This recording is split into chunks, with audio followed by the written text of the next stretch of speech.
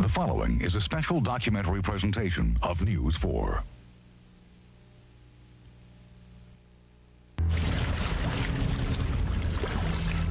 Would-be slaves rise up against their captors at sea. The year 1839. The ship, the Amistad.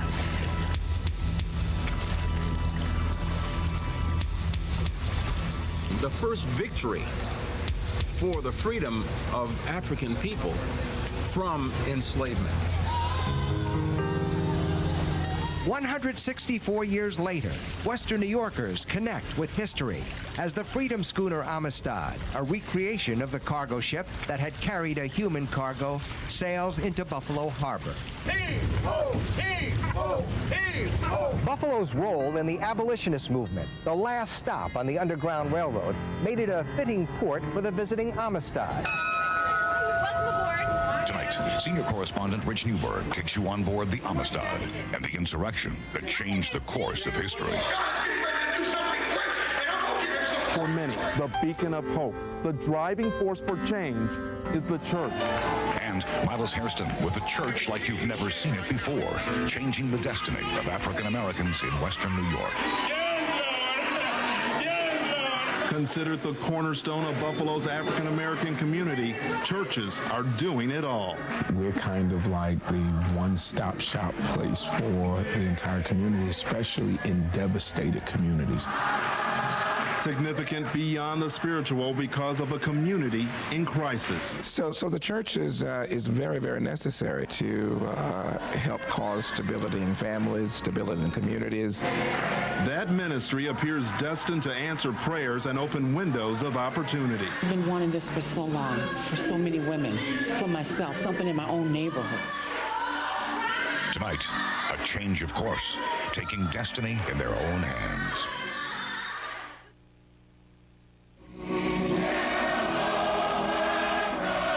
It was the 1960s. African Americans stood their ground and demanded equal treatment. Firemen turned the hoses on the... Only then did Congress pass the Civil Rights Act, prohibiting discrimination based on race, color, religion, or national origin. Free at last! Free at last! Thank God Almighty! We are free at last! History had proven that racial oppression could not be lifted without resistance to the status quo. The year is 1839.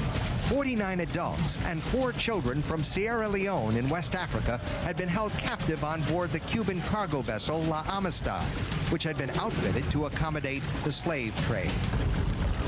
Their long journey from Africa to Cuba started on a much larger ship called the Takura, where they had been crammed together in deplorable conditions and endured beatings and starvation.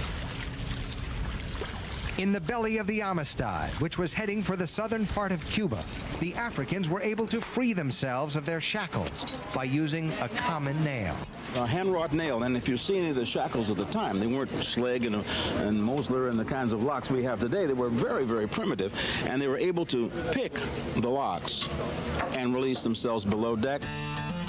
It was the cook, a slave of the captain, who had told the leader of the revolt, Singbe P.A., that he and the others were destined to be slain and eaten. For Singbe, the threat may have seemed very real. Here are people with a totally different skin color, hair you've never seen like. Their eyes are strange. They wear weird clothes. They speak a language you don't understand. They come on large floating things with clouds that move them. And they carry these large sticks that spew fire and noise and death. Why would you not believe in the next step that they were capable of being cannibals? You don't know anything about them. During the revolt, 2 Spaniards from Cuba who had purchased the human cargo to become slaves were spared. They were needed to pilot the ship. But instead of sailing back to Africa, they navigated the Amistad to Long Island Sound, where a U.S. military ship came upon the Amistad. The Africans were arrested and charged with murder. The case went all the way to the United States Supreme Court.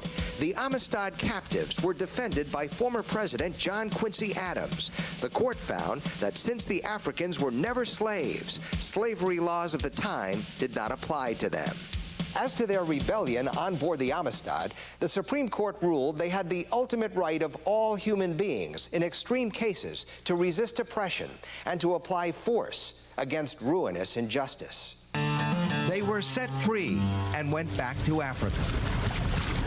The Freedom Schooner Amistad, a recreation of the original, sailed into Buffalo Harbor to bring its lessons of race relations to the Queen City, a city known at the time of the Amistad as a hotbed of anti-slavery activity. The ship generates excitement wherever it goes. This was the pebble in the waters of discrimination and slavery that spread out, and is continuing to go today, because our mission is to get people to talk about race. All right, you ready? Heave! Ho! Heave! Ho! Citizens of the Niagara region became involved on many levels, sometimes being moved to tears. Because I can just imagine what Africans that were captured on board this ship, what it was like for them, just not knowing where they were going, what was going to happen to them, and just being away from everything that was familiar to you that you knew. And that's why it's overwhelming. When I see a woman crying or a man crying, it affects me. It makes me, wow, there's nice people out there. This person feels something for humanity, for a wrong that was done. And over hands, we're gonna get the sail right up in the air. For children and adults alike, the hands-on history lesson puts them in the cargo hold of the Amistad, where they can only imagine what it was like for Singbe and the others. They might be sad, and they might be wondering where their mom and dad at, and where are they at, and what's going to happen to them. Resistance was to become the motto of prominent former slave Henry Highland Garnett, who spoke of the Amistad here in Buffalo at a national black convention in the summer of 1843. This is a convention at which Henry Highland Garnett will say that American blacks, particularly American slaves, had the right to do what Amistad slaves did. In other words, rise up for their freedom. But the great orator Frederick Douglass warned against a bloodbath, a debate in Buffalo recalled with the visit of the Freedom Schooner Amistad. It gives us an opportunity to reflect on Western New York's own history in advancing human rights. Once the ship leaves, the story doesn't leave. And that we hope that this will also help to change the attitude of individuals here in the city of Buffalo. And that is the hope of those who recreated the Amistad and those who sail from port to port, reaching out to each visitor who comes on board with freedom's message. I want them to think, to examine, to realize that we are more alike than not alike as human beings, because the Amistad case was not about slavery. They were never slaves. Not about civil rights. They were never citizens. It's about human rights, the fundamental rights that we all have.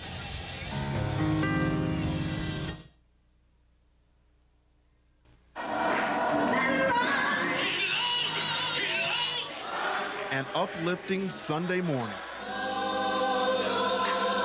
This is the church many people know, preaching the gospel. You ain't got no business trying to wait for somebody else to pray for you to get a prayer through to God. Now, if you think you really know the church, think again. The house of worship in the 21st century is not the church of days gone by. And on Buffalo's east side, people are learning that church service is much more than just Sunday service. I call it the church beyond the walls. Greater Refuge Temple's Bishop Robert Sanders is one of the inner city church leaders making a difference. You could say he's taking it to the streets when it comes to investing in and turning around a struggling community. Investing back in the community, because that's where our people come from. God, we realize, oh God, that you're able, amen, you're able to speak life into blighted communities. It's October. A new plaza and new hope comes to this stretch of Buffalo's Jefferson Avenue. This is our first effort, if you will, in making a contribution to the economic development of this area. It's a development that turned years of blight and decay into the Greater Refuge Temple Plaza. You may be surprised to learn that with the passing of the plate, churchgoers covered $200,000 of the $250,000 project. Erie County donated $50,000. Today, we cannot have large treasuries because the money needs to be invested. The people gives money to be invested. The reality of the situation is that private companies aren't rushing to invest in the inner city. Guided by faith and prayer, churches have become major players in turning neighborhoods around. So much so that people are asking, if the church doesn't do it, who will? To understand the answer, you need to look to the past and beyond religion. Historians say the mission of the church expanded because there was a need. African American Studies professor Dr. Milton Sernett. This role of the black church was essential because government programs weren't covering these things. Black ministers tended to be the political and economic bosses in the black community. In the early part of the 20th century, when African Americans had a very tough time getting jobs, a good word from the minister went a long way. Often when white industry came looking for black workers, they sought black ministers to validate their congregants.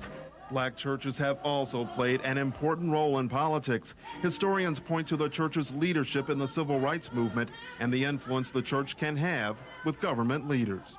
Practically every politician worth his or her salt knows that you ought to make a stop in at least one of the black churches here in Buffalo. Humbly, we say that we are probably the major developer in this community.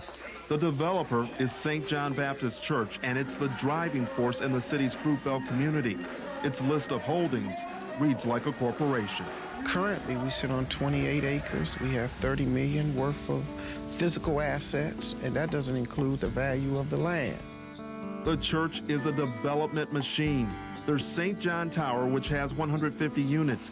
More than 800 people live in McCarley Gardens, named after the church's founder, the late Reverend Bernie C. McCarley. There are also plans to build 300 new single-family homes and 2 senior housing complexes at a cost of more than $50 million. This isn't for us. This isn't just for St. John members. This is for the community and to enhance the quality of life for the community. Sitting on the doorstep of the Buffalo Niagara Medical Campus, church leaders see an opportunity to create a world-class community. These ministers have the credibility, they have the support of the neighborhood, and they have the desire to get out of the pulpit, out of the churches and into the streets and make a difference.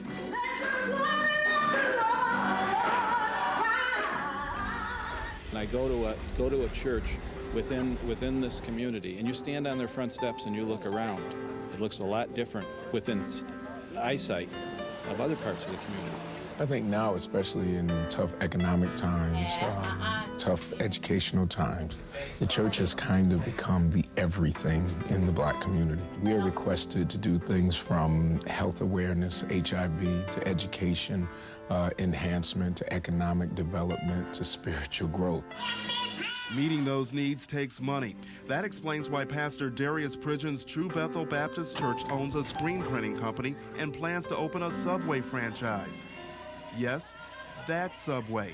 It may be the first church in the nation with subs and Sunday services. Not only are we given the spiritual piece, which is our #1 piece, but after we've prayed, we need to get up and do something. So not only are we doing the economic development just to have money in the bank, the reason we're doing the economic development is so we can fulfill our mission. And our mission is to help in this community. But it's real hard to help when you're broke.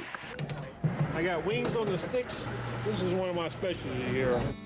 At the Greater Refuge Temple Plaza, opportunity is made affordable.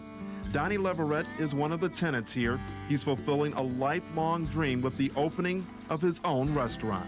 I used to live in this neighborhood a long time ago. It's a good opportunity for the people to work together with the church and rebuild. Some might see it as an odd pairing, the Bible and barbecue, but for the church, this is not about making money.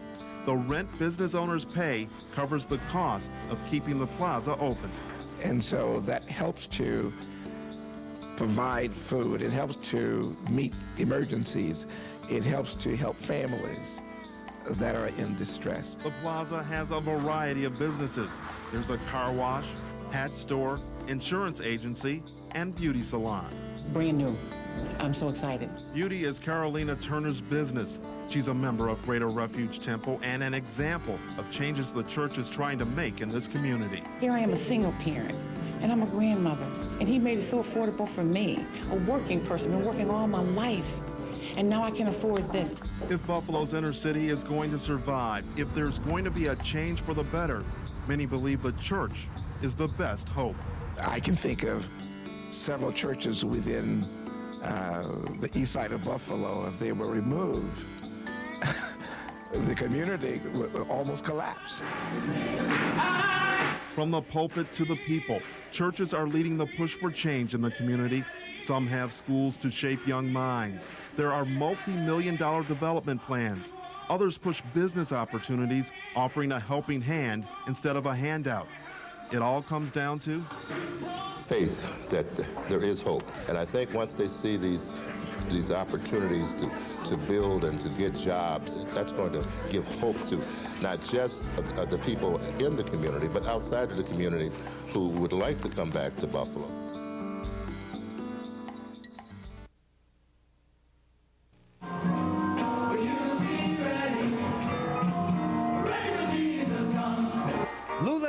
Herring comes from a Buffalo family of singers.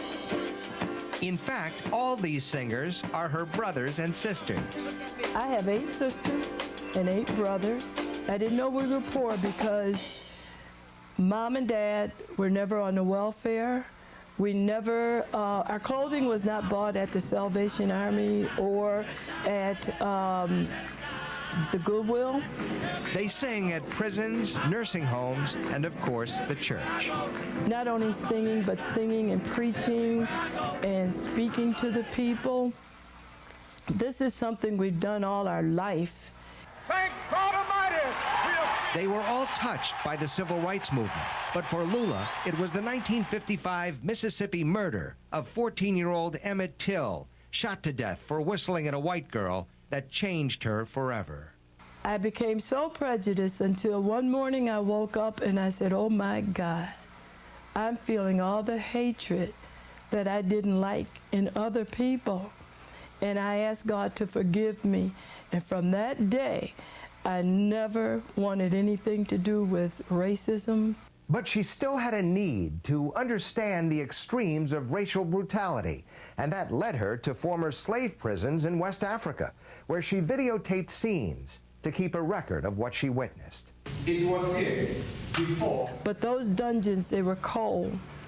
They were stone. It was a jail like I'd never seen before. So when the crew of the Freedom Schooner Amistad welcomed Western New Yorkers on board to connect with history, Lula Gales Herring had to be there. God has taught us how to forgive, and at the same time, history has to be told according to how history was. Lula and her family of singers honor their heritage through song and prayer. They are proud descendants of a people who struggled and toiled and helped build America from the ground up.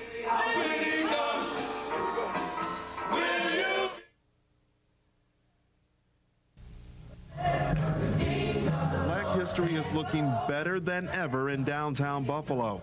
Virtually alone on the street sits the home of the late Reverend J. Edward Nash, the longtime leader of the Michigan Street Baptist Church.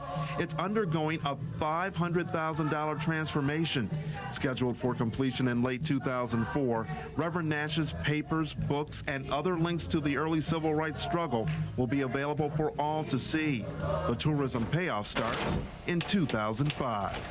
National Association for the Study of Black Families will be holding its national convention here in Buffalo because of the Nash House. And then there's the Michigan Street Baptist Church. It may very well be the church of churches in Buffalo's African-American community. It once served as a gateway to freedom for runaway slaves. So if you have this building over here, you know. Bishop William Henderson is the caretaker of the church. A new roof is only part of the vision to keep history alive. Put some caricatures of slaves against the wall. and a little dim light in there. And then a sound effect where you hear the slaves whispering and saying, "Shh, be quiet, bounty hunters are coming." A vacant building is just steps away from the church, and the bishop has a dream for the future. It includes classrooms and a library for tourists and children. Children need to be made aware and need to be proud of their background. I have a yearning. I don't have the money. That's all I need. Money. $2 million to be exact is needed to turn this 1890s warehouse on Ellicott Street in Buffalo into the Mud Pies Children's Museum. New windows are a sign of progress for the project. Mud Pies Children's Museum, the Michigan Street Baptist Church, and the Nash House all aim to strengthen the foundation and nurture black history in Buffalo. Advancement in terms of human rights or economic opportunity seems to come faster when those who are fighting for equality take the initiative and take destiny in their own hands. That seems to be the lesson of the Amistad and the direction of the African American church in Buffalo. Lives, even the course of history, can change dramatically. I'm Mylous Hairston. And I'm Rich Newberg. Good night. Hey! Hey! Hey! Hey! Hey! It's overwhelming. I can only think that one of them, or maybe more, would say that when we take over this ship, this is for our sons and daughters who may come after us. We're gonna get the sail right up in the air. Lives are being changed. There is a responsibility that God placed in the heart of that leader to do more than just preach and teach spiritual things. Well, I think people come to the church, especially in devastated communities, because so many others have moved out. You're taking not only the message about Jesus Christ into the community, but you're also taking a service to that community.